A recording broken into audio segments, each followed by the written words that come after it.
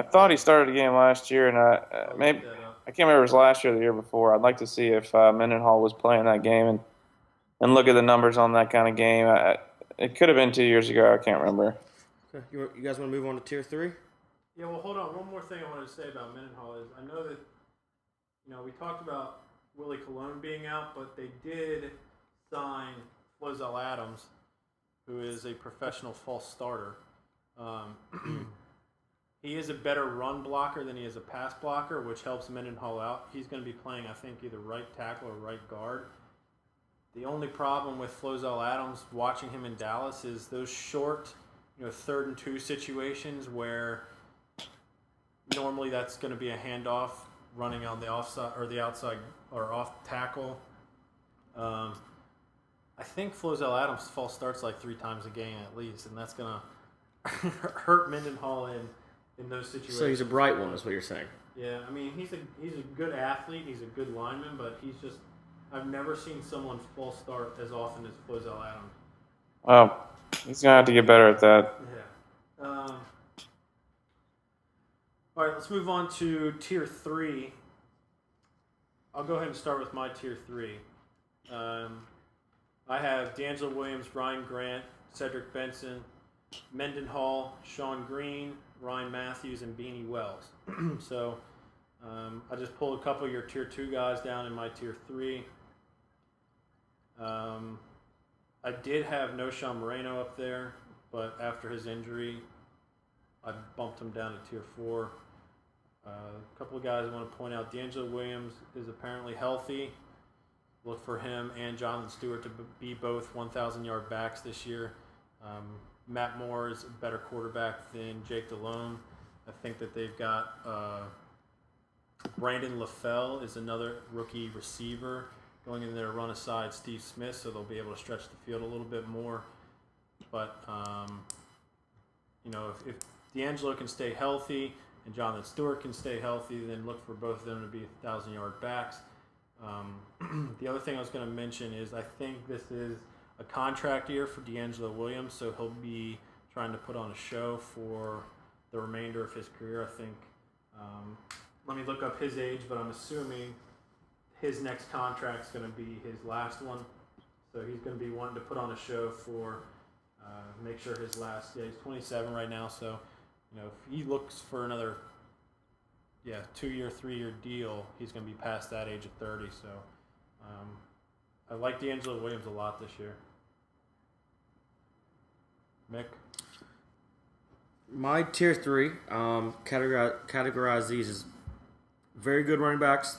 I expect them to get a lot of touches. Also, not a lot of great backup options for these players. I have Mendenhall, D'Angelo Williams, Ryan Grant, Cedric Benson, Sean Green, Noshawn Moreno, and Pierre Thomas. So pretty similar to yours, but I didn't include any guys. Like Beanie Wells, you didn't include any timeshares. Right, I didn't include any timeshare guys in my tier 3. Just because, like we said before... Except for D'Angelo Williams, but that's a right, kind of an odd timeshare. Right, and like we said before, opportunity is as important, if not more important, than skill. Right. About you, Weave? I'm pretty similar. I definitely love D'Angelo Williams. I mean, he can almost go in my tier 2. Kind of the only real timeshare guy in my tier 2. I like Sean Green. I don't like Cedric Benson, but I'm going to put him in my tier 3. Ryan Grant's a little boring for me. I guess he's going to get some touches, but I just don't think he scores as much. I'll still pull him in just because the number of touches. I talked about Sean Green. Going down the list here, I'd have to probably stop there with maybe LaShawn McCoy, but that's a huge question mark. No telling what's going to go on in that backfield. Well, I want to have a argument or a rebuttal against your Ryan Grant comment. Sure. So I understand what you're saying, that he and Benson are fairly boring, and they're not the type of running back that's gonna win you a game say everyone else on your team is pretty much a bust during the week. They're not the type of running back that's going to put up 25, 30 points. Yeah. But, Grant last year did have over 1,250 yards and 11 touchdowns. So he was the number, where did he finish?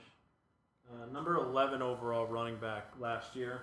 And I think those are very, very serviceable numbers, especially, I'd rather have Ryan Grant over a lot of these guys in Tier 3 because I know he's just going to be quiet and serviceable, and he's very, very consistent. What do you think about the fact that this is going to be an onslaught year for Aaron Rodgers? What do you mean by onslaught? Like last year, people knew he was going to be good, and they passed a good percentage. This year is going to be, you have to think this is going to be his first year where he's going to be in his prime, and Ron Grant might see even less touches. Is that even a valid stance? No. Well, I'm not saying no. Let me take that back. Just no.